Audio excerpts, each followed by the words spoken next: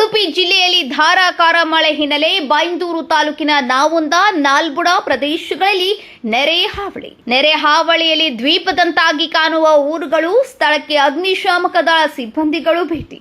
ದೋಣಿಯಲ್ಲಿ ಅನಾರೋಗ್ಯ ಪೀಡಿತರನ್ನ ಕರೆತಂದು ಆಸ್ಪತ್ರೆಗೆ ರವಾನಿಸಿದ ಸ್ಥಳೀಯರು. ನೆರೆ ಹಾವಳಿಯಿಂದ ನೂರಾರು ಎಕರೆ ಕೃಷಿ ಭೂಮಿ, ತೋಟಗಳು ಜಲಾವೃತ.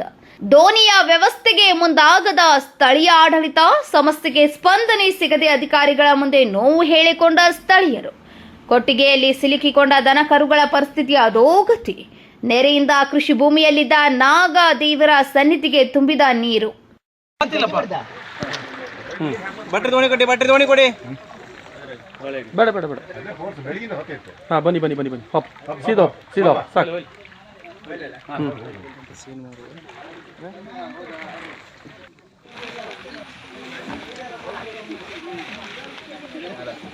ಅವರು ಅದ ಬರ್ತಾರಲ್ಲ ದೋಣಿಗೆ.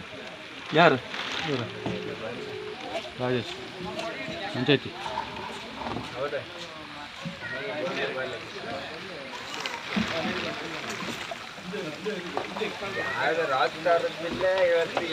ಯಾವ್ದ್ರ ಬಂದ್ಯಾ? ಎಡ್ಕ ಬಂದ್ಯಾ? ಆತ ಆತ ಎಂತದ ನಾನು ಬಾಕ್ಸ್ ಬಳಕೋತಿತ್ತಂತೆ. ಅಲ್ದ ಮೊಬೈಲ್ ಸ್ವಿಚ್ ಆಫ್ ಆಯ್ತಾ?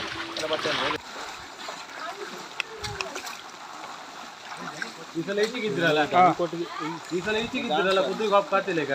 ಅಲ್ಲಿ ನೀವಿಲ್ಲಲ್ಲ, ಅದು ಹೌದು ಮಾರ್ರೆ. ಈ ವರ್ಷ ಈಚಿಗಿದ್ರ ನೀರ್ ಒಳಗೆ ಒಂದು ಗಬ್ಬು ಇರ್ಬೇಕು.